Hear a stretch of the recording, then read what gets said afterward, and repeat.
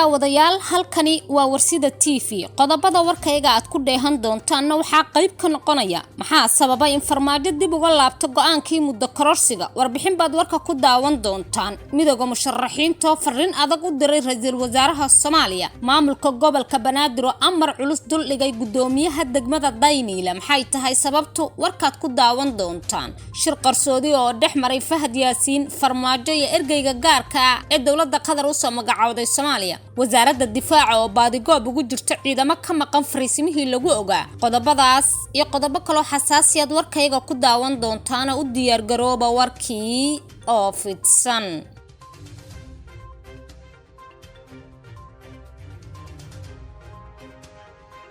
intaasi waxay ahaayeen daawadayaal qodobadii warkayga ugu waaweynaa haatan waxaad ku soo dhawaataan warkii oo faahfaahsan maxaa sababay in farmaajo dib uga laabto go'aankii muddo kororsiga madaxweynaha muddo xileedkiisu dhamaaday Maxamed Cabdullaahi Farmaajo ayaa xubnaha golaha shacabka ka hor sheegay in amniga iyo hoggaanka doorashada uu ku wareejiyay ra'iisul wasaaraha Soomaaliya inkastoo wali mucaaradku ay qabaan dood ku saabsan in madaxweyne Farmaajo wareejiyo ammaanka guud ee dalka lana bedelo hoggaanka ciidamada ayaa haddana waxaa loo arkaa inuu ka soo dabcay halkii uu joogay bilooyinkii la soo dhaafay madaxweyne Farmaajo inuu wareejiyo ammaanka doorashada iyo hoggaankeeda waxaa loo arkayaa inay keentay 4 qodob oo aad u culus kuna qasabtay kuwaas oo isugu jira dagaal ka dhacay magaalada Muqdisho oo keenay in qaybo kamid ah magaalada ay ka baxdo gacanta dawladda iyadoo xaafado badan ay qabsadeen ciidamo diidan muddo kororsiga dhaqaale la'aan xoog leh oo soo wajahday dawladda taas oo meesha ka saaraysa arrimo badan oo dawladdu ku furdaamin jirta dhaqaalo si gaar ah saraakiisha ciidamada ee ka soo jeeda koonfurta Soomaaliya dhammaan maamul goboleedyada oo ka furtay filla Soomaaliya marka ay noqoto arrintu muddo kororsi oo ay ugu dambeeyeen Galmudug Hirshabeelle iyo Koonfur Galbeed oo xulufo dhow la ahaa filla Soomaaliya beesha caalamka oo cadaadis xoog la saartay madaxweynaha ugu nahanjabtay cunaqabateen aqoonsiga oo lagala laabto iyo xayiraado kale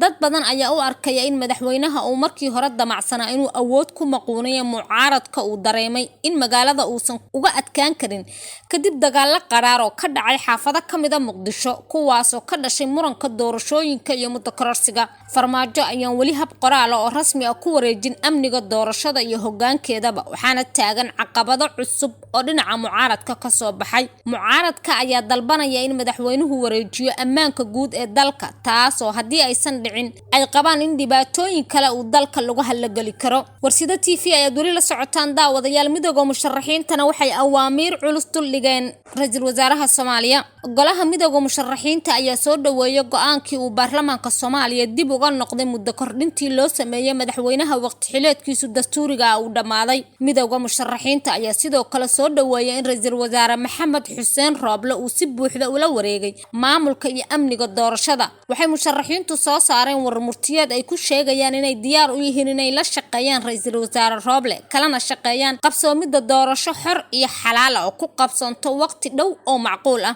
golaha ayaa ra'iisul wasaare Rooble ugu baaqay inuu dhexdhexaad ka noqdo arrimaha doorashooyinka isla markaana aanu dhinacna la safan dhinaca kale golaha midowga musharaxiinta waxa ay madaxweynaha iyo xukuumadda xilgaarsiinta u soo jeediyeen inay magacaawdaan hoggaan mideyn kara ciidanka dawladda federaalka ee Soomaaliya waxayna taas sabab uga dhigeen in ciidamadu ay ku kala qaybsoomeen diidmada iyo difaaca muddo kordhinta uu baarlamaanku u sameeyay madaxweyne Farmaajo maamulka gobolka Banaadir ayaa amar culus dul dhigay gudoomiyaha degmada Daynile maxay tahay sababtu tan iyo markii caasimadda ay ka dhaceen toddobaadyadii hore qulqulatooyinka dhiiga uu ku daatay ee ciidamada militariga gadoodku ka muujiyeen muddo kororsiga fariisimana ay ka sameysteen meelo badan oo caasimadda kamid ah waxaa soo baxaya saraakiil ciidan oo mucaaradka isku dhiibay xildhibaano iyo mas'uuliyiin xilal haya ayaa lagu arkay iyagoo garab jooga ciidamada gadoodka ka muujinaya muddo kororsiga farmaajo damcay inuu sameysto dad badan ayaa muujiyay cabsi ku aadan in saameyn ay ku yeelato qulqulatooyinka ciidamada ay iska soo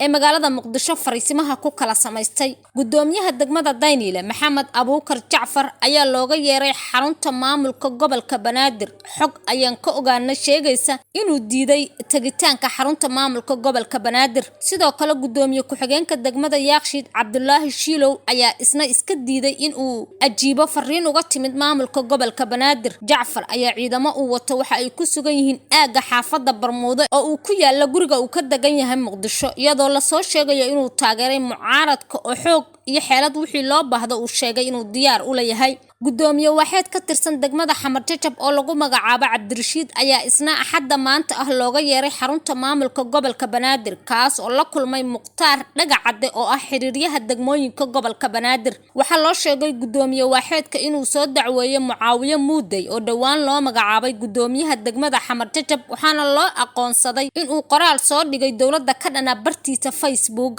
dhinaca kale xaaladda Muqdisho iyo dhufaysyada ciidamada mucaaradka joogaan ayaa wali sidoodii iyadoo la soo tabinaya in ciidamadu ay heegan ugu jiraan iska caabinta weeraro kaga imaan kara dhanka dowladda. isgoyska dabka waxaa shalay ilaa daraad lagu arkayay ciidamo ka tirsan mucaaradka oo soo istaagaya halkaas kuwaasoo ka baqdin qaba in ciidamada dowladda ay weerar ku soo qaadaan mararka qaarkoodna ay rasaas ku furiyeen ciidamada dowladda markii ay marayaan aaga wadada Maka al-Mukarrama. wasaaradda difaaca ee Soomaaliya waxay baadigoob ugu jirtaa ciidamo ka maqan fariisimihii lagu ogaa. taliyaasha qaybaha iyo kuwa ka hooseeya ee ciidanka xoogga dalka Soomaaliya iyo madaxda wasaaradda gaashaandhigga ee Soomaaliya ayaa bilaabay inay raadiyaan ciidamo boqolaal ah oo ka maqan xarumihii lagu ogaa kuwaasoo isugu jira ciidan fasax ku maqan iyo ciidamo isaga soo baxay fariisimihii lagu ogaa. taliyaasha ayaa la faray inay dib xarumahooda ugu soo celiyaan ciidanka maqan iyadoo sidoo kale la faray in ay soo kala ogaadaan ciidanka fasaxa ku maqan iyo kuwa iska baxay. sidoo kalena waxaa la faray inay soo ogaadaan ciidamada ka qayb qaatay dagaaladii maalmihii la soo dhaafay ka dhacay Muqdisho.